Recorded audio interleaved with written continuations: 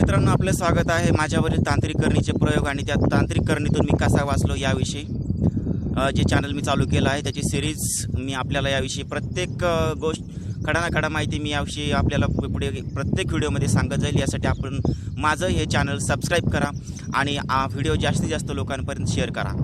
मित्रांनो, 2015 या तांत्रिक करणीतून माझ्या वडिलांना माझी आई छबुबाई नारायण शिंदे राहणार भेंडा बुद्रुक तालुका निवासा जिल्हा अहमदनगर हिने रेडिएशनच्या बीमने मारू घातलेला आहे। तांत्रिकांकडून रेडिएशन बीम आणि साऊंड वेव्ज त्याबाबत मानसिक टॉर्चर मानसिक पूर्णपणे प्रताडणा केली जाते आणि यासाठी तांत्रिकांची नेमणूक त्यांना केली होती काही हिश्श्यासाठी काही हिश्शे पद्धतीनं सौदा पद्धतीनं आणि माझ्या वडिलांच्या नावावरची जमीन तिला हस्तगत करायची होती आणि त्यासाठी तिनं माझ्या वडिलांच्या किडण्या निकाम्या करून रेडिएशन बीमनं किडण्या निकाम्या करून त्याचबरोबर त्यांना रेडिएशनने जबरदस्त तापीची आवर्तनं देऊन ऑगस्ट 2015 मारू घातलेला आहे।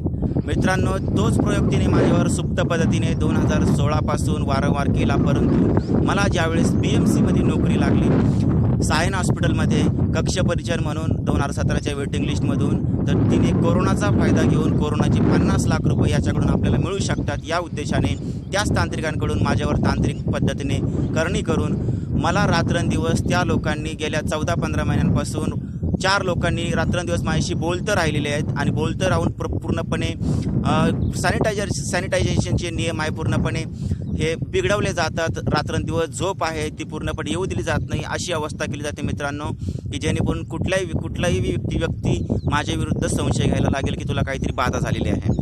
मित्रांनो, याच्यामध्ये त्यांचा सर्वतोपरी उद्देश जो होता की जून 2020 जे की सरकारकडून जे की कोरोना वॉरियरसाठी 50 लाख रुपये कोरोना वॉरियरच्या पश्चात जे की विमा म्हणून जे की कोरोना वॉरियरच्या कुटुंबाला मिळेल असा त्यामध्ये त्या सर्क्युलरमध्ये उल्लेख होता आणि त्या सर्क्युलरनुसार त्यांनी त्या तांत्रिकांनी प्रयोग करायला चालू केले आणि त्यातून त्यांना 50 लाख रुपयाचा विमा मिळवायचा होता।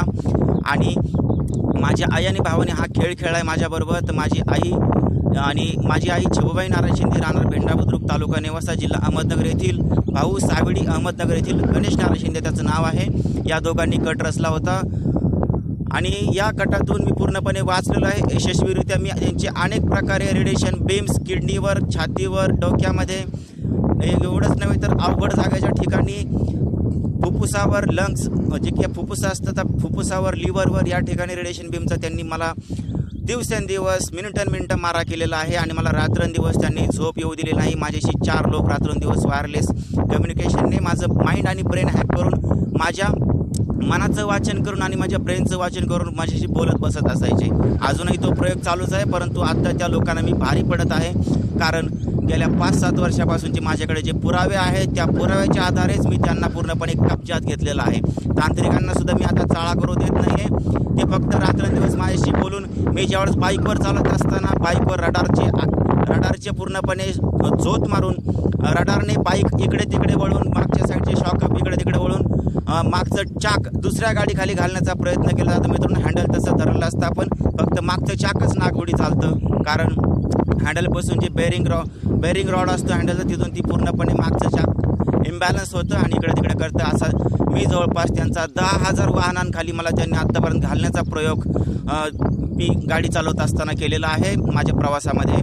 मित्रांनो, हा जो प्रकार जे की तांत्रिक लोक करत असतात हे पूर्णपणे तंत्रज्ञान, आधुनिक तंत्रज्ञानाचे त्यांच्याकडे सामग्री असते, आपण त्याला इक्विपमेंट्स किंवा डिव्हायसेस म्हणतो, हे डिव्हायसेस वापरून ते पूर्णपणे हा तांत्रिक लोक आहेत ते प्रयोग करत असतात। याच्यामध्ये कुठल्याही प्रकारचं जादूगरी भानामती कुठल्याही प्रकारचं काही नाही आहे, कुठल्याही प्रकारची काला जादू वगैरे काही नाही आहे। मला जे हॅक केलेलं आहे माझं माइंड हॅक आहे, माझं ब्रेन हॅक आहे आणि यातूनच त्यांचा पुरेपूर फायदा घेण्याचा जे की आर्थिक फायदा घेण्याचा त्याचबरोबर आत्ता पुरावे मिटवण्यासाठीचा त्यांचा प्रयत्न चालू आहे आणि मी त्यांना आता सध्या भारी पडत आहे कारण माझी गुन्हेगार हे माझी आई, सख्खी आई आणि सक्का भाऊ आहे की ज्यांनीच माझे वडील 2015 याच तांत्रिक साधनांच्या मार्फत तांत्रिकांकडून मारू घातलेले आहे जमिनीच्या फायद्यासाठी। आता त्यांना फायदा पाहिजे होता माझ्या कोरोनाच्या 50 लाख विम्यासाठी आणि 50 लाख विम्याची माझ्या पाठीमागे पत्नी वारस असायला पाहिजे, परंतु माझ्या पत्नीला याच तांत्रिक पद्धतीनं ते 8-4 दिवसामध्ये वेडं करू शकतात. या तांत्रिकांकडे तेवढी पॉवर आहे, कारण पूर्णपणे माइंड कंट्रोल, ब्रेन हॅक आणि माइंड हॅक असतं. माणूस 1 सेकंदाचं एक स्वातंत्र्य घेऊ शकत नाही, इतकी कठोर पूर्णपणे वागणूक ते तांत्रिक लोक देत असतात आणि आपण यावर विश्वासही करू शकत नाही मित्रांनो. परंतु जर काही आपल्याला याविषयी माहिती मिळत असेल तर आपण जरूर यावर विश्वास करू शकता मित्रांनो.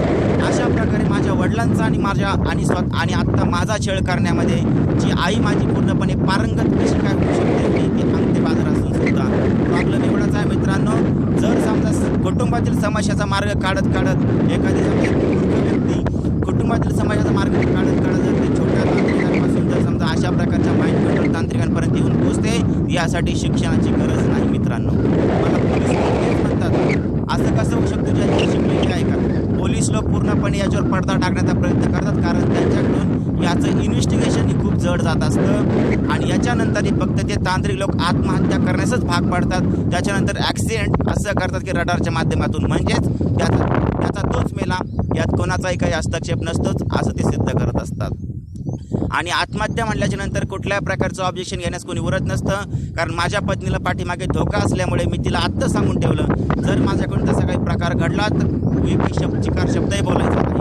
परंतु आत्ता माझ्यामध्ये गेल्या 4 महिन्यांपासून ती तांत्रिकांविरुद्ध बोलायची जी की हिंमत वाढली की माझ्याकडे जे सिक्वेन्शियल पुरावे आहेत हे जवळपास मी आत्तापर्यंत 100च्या वर पुरावे, लिखित पुरावे, प्रिंटेड फॉर्ममध्ये पुरावे माझ्याकडे उपलब्ध आहेत.